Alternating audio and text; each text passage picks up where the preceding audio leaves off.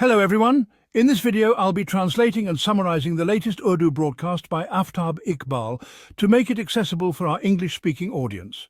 Let's go through the key developments and insights in Aftab Iqbal's words. In today's chat, it is important to refer to some of the past vlogs, people's different opinions, comments and very interesting comments. This is the first time I've paid such close attention to the comments. Although news is usually the content of every comedy show, I have never enjoyed comments as much as I do with my vlogs these days. Our analytics show that 82% of people have mostly agreed with my concerns, views and analysis, and this includes even those who have remained silent or banned. Overall, this 82% makes up the majority. The rest of the people are a small percentage, some of whom criticize, but in a playful manner. Some people directly say, "Brother, you have lost it. You are crazy." One gentleman even presented a so-called humanitarian proof and said that he is advising me on humanitarian grounds. He said, "I listen to your vlogs very attentively. And that's why I am advising you on humanitarian grounds to definitely consult a psychologist. Perhaps there will be some improvement." Some people have also said that Aftab's words have a certain Sufi touch to them. One person even went so far as to say that this Sufi touch reminds him of the likes of Ishfaq Ahmad, Mumtaz Mufti and Qudratullah Shahab. But neither did that Sufism give us anything, nor does this seem to offer anything because there is nothing in it. So brother, you can call me a Sufi, a scientist, a Baba or a madman. It's up to you because it doesn't matter. My perspectives are my own. Some people have even prayed and expressed a wish that Allah may guide me to the right path. I will again say, based on your understanding, if this is the right path, even if I walk on it, it will not make a difference. What is meant to happen will happen. Your wishes cannot change my perspective. What I clearly see in front of me, I am 100% sure of it. Some friends ask, how can you say that a huge Muslim bloc is about to form? How can you say that democracy in America is about to end? How can you say that dynastic politics is coming to an end? For all these matters, I had previously mentioned that layers of truth unfold gradually. Not everything is made clear at once, so let's leave all those things for now. The most interesting factor is that everything seems to be happening much closer than anticipated. Now, some intellectuals have given their opinions like this. The signs point towards the arrival of Imam Mahdi. From your words, it seems like this. I do agree with you to an extent that the corruption in the world, particularly in the realm of Islam, has reached a point of irredeemability. Now, redeeming this situation is beyond the ability of an ordinary person. At this point, Allah has to play his role, and Allah always does. He has his own way. It is Allah alone who is going to reset the order of the world, and his resetting process involves using his chosen servants. So my only request is that whatever happens, it will happen through the chosen ones, because without them, I don't see any way to cleanse this world. Now, you're discussing Imam Mahdi. Of course, this is the chosen one. In the days to come, the truth of all these matters will unfold rapidly, and their litmus test will be the Indo-Pak War. You might be surprised. Why is everything pointing to the Indo-Pak War? Well, these are the traditions. You cannot run away from them. How much can you deny them? The question is, if you disagree with these prophecies that a war will take place, the one referred to as the Ghazwa Hind, that is exactly what it means. Some friends make mistakes in interpreting this. However, the point remains, if you don't agree with this prophecy, then obviously there is no point in debating this subject with you. In fact, there's no point in even having a simple conversation about it. Debate is far off. One of my respected teachers strongly disagrees with this. He completely disagrees, and I also do not agree with many of his interpretations. This doesn't affect his position in the least. His standing as a teacher remains unchanged, because in intellectual matters, mistakes do happen. In many places I am, after all, a humble student, just a small student in history, politics and religion. But I always give the example of the great jurist Imam Abu Hanifa, that even his students often disagreed with him. Yet he listened to their concerns with great patience. Imam Abu Yusuf and Imam Muhammad, for instance, are remembered as his disciples. There are many cases where they were right. Thus, when it comes to mistakes, there is always room for forgiveness because intellectual matters are tied to reason, and there can be millions of thoughts on any issue.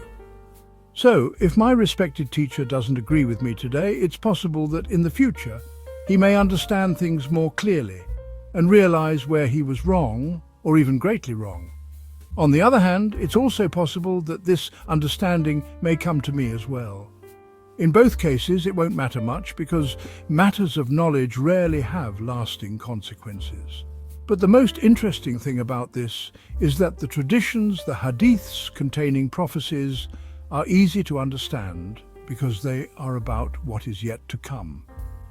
They are not vague, they bring their own proof, and since they are related to politics, society and history, they deal more with worldly matters rather than just religious ones. Hence, an anthropologist, sociologist, political scientist or economist can easily understand them, perhaps even more easily than those who focus solely on religious studies. History teaches us that when problems surpass all limits, when human greed, arrogance and the trampling of people's rights go too far, when natural equality seems to disappear and the division of wealth and resources becomes unnatural, that's when the downfall of civilizations happens. The biggest societies, the most advanced civilizations, ultimately collapsed because inequality, imbalance and injustice had reached such a high degree that Allah had to intervene. He uses many ways for this intervention. If he wants to punish a nation, he has his own way, his own pattern. If the downfall of a civilization is intended, he can introduce a disease in the form of a plague or a natural disaster. I had mentioned a few days ago that COVID-19 or the coronavirus was one of these types. It was an equalizer. Allah's ultimate equalizer is evident in how he deals with things. When the coronavirus came, America demonstrated extraordinary generosity by spending $5 or $6 trillion. So what happened? What is so special? We are the Roman Empire of this era, they thought. There is no problem at all. Following this, many European countries did the same. Today, they are facing the consequences. Why? Because the most important thing in these countries is money, the dollar currency. Their politics, economy and society are all based on the economy. Whenever they face a shock, it is always from the economy. This is why the equalizer began playing its role. If you don't see this now, you will soon. Sometimes situations are unclear in the beginning but slowly become more focused, more clear. So study these issues. Don't just rely on hearsay, but don't study too much either, as that can be counterproductive. But you must study just enough to understand the situation. You should know the current state of the US economy, the European economy, and where they're headed. You should know what projections say. Now, back to the war. This war that is beginning here will also serve as an equalizer.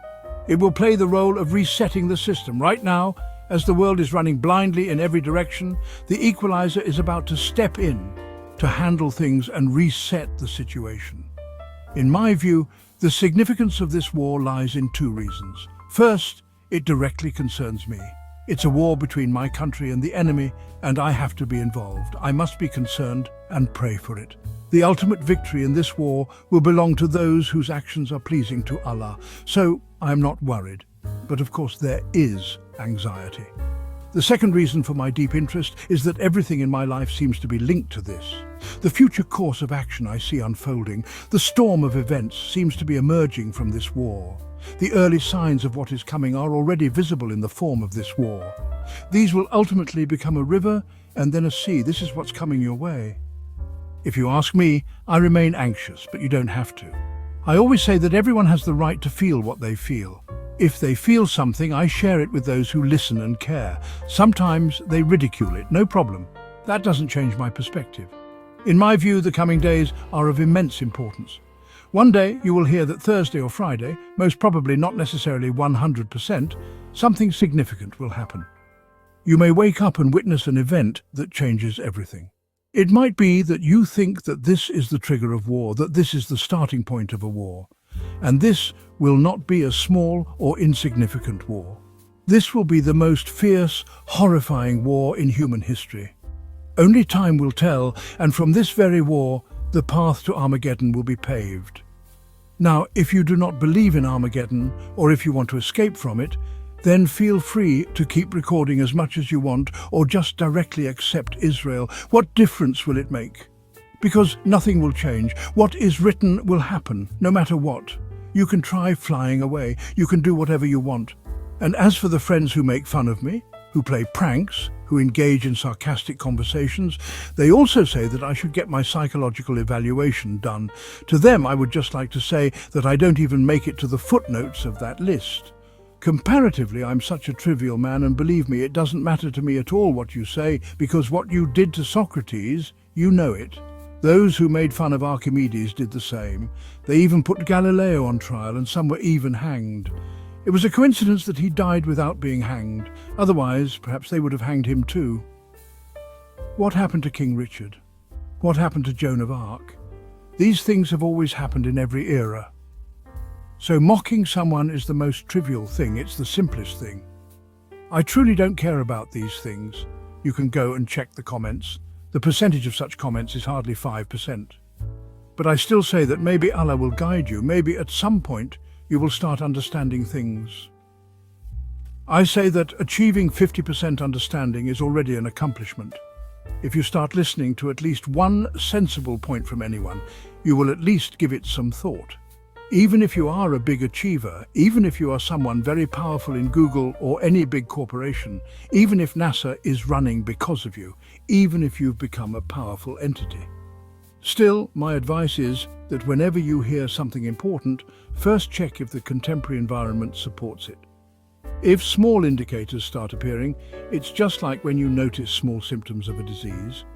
The bigger disease that's hidden from you, you don't even realize it. Now, it's a different matter if you can control the disease, but you cannot control history. This is the current of time. It has to flow. The only advantage of knowledge is that you won't be caught off guard. At least you will know that this is happening. You will see that this is going to happen. It's visible. Now, India is coming with full preparations. Its focus is on Kashmir. Let me clarify one thing here. I call it POK, Pakistan-occupied Kashmir. In the Indian perspective, my brothers, when talking about Kashmir, their literature and journalism always mention POK. This does not mean that I specifically call it POK. To me, the whole of Kashmir belongs to us, and indeed it's our heart. It's a different matter that we've mocked and humiliated it so far, but we will have to face the consequences. Nevertheless, India is coming with its ambitions, and we too have our preparations. I've already mentioned that the one who will win the battle is the one who has gained the pleasure of Allah. And that's why I'm so confident. That's why I always say that we will never need the Indus Basin Treaty again. Therefore, my request is that the major events that are going to happen, which are called cataclysmic changes, a new bloc will emerge. Empires will fall, dynastic politics will end, democracy in America will derail, and there will be problems in different places. Each bloc will have its own technology, its own code. No one will be able to use anyone else's code or technology. Like you must have noticed, Huawei recently made a move. China, for the first time, did something with its laptop which doesn't need any American input. And experts are saying that this is not just a laptop, it's a statement, it's a warning. Similarly, inshallah, you will see things from the Muslim bloc too. I will tell you how and where these things are happening. Right now, questions are rising in your mind. I can feel that because even I was starting to wonder how this will happen. How will we bring back Ibn al-Haytham, Jabir bin Hayyan, Ibn Sina al-Khwarizmi? All of them are present and working. They are doing their work. I will tell you where and how they will return. These things are already in the pipeline. If you think I have truly lost my mind, then I will repeat a line from Zafar Sahab. For now, I deny this accusation. Perhaps in the future, if I have indeed lost my mind, time will prove it. And it will happen in a matter of a few months. Like I told you before, sometime during a weekend, that is Friday or Saturday, this entire process will start, and by the beginning of winter, all major changes will be completed. It might overlap slightly, but it will be wrapped up before the beginning of winter. Now, what else can I say? Because my vision, my limited studies and observations tell me this. If I turn out to be wrong, then I will apologize. I will sincerely ask for your forgiveness, and I know you will say, "All right, Aftab Sahab, you took us on a roller coaster of history for a few days, but it's okay. It was an academic mistake. Most of you will forgive me, but some of you will say, you know what I mean. I will not do this because I don't do anything for self-promotion. You've seen that I have a very limited viewership. Despite the hard work, the research I put in, the crazy stunts I show you, my every vlog should have reached millions. But have I ever asked you to watch me for my own benefit? I don't rely on this. Allah has blessed me with other means. I also have some small skills that help me out. I manage things from there. I'm a contented person. I don't have big hopes or plans. So if I just wanted to shoot up, I would make 2 or 3 vlogs daily on Imran Khan. When I started, that was my ambition, no doubt. But when I saw the situation closely, I realized that the matters are much bigger than this. Who else is more disturbed than Imran? If I engage with him now, I will be showing disrespect. Alhamdulillah, I have been true to this. My subjects will remain the same. The day they are no longer relevant, I'll let you know. What is the latest news on Imran Khan? Except that this is happening, that is happening, this might happen, that might happen. What is the news? What analysis can one do? Now, whatever needs to be done, it will be done for Imran Khan. Do not depend on any vlogger for this. A vlogger has already done what he had to do. Now, if something happens, it will be done by the Almighty through you. Now, about the war, I believe that all these changes, this chain reaction and the domino effect will be catalyzed by the Indo-Pak war. Think of it like a detonator. Because of this detonator, the whole scene will change. That wraps up our translation of Aftab Iqbal's video. I hope this English version helped you understand his message better. Please like, share and subscribe to Awami Lens to help our community grow.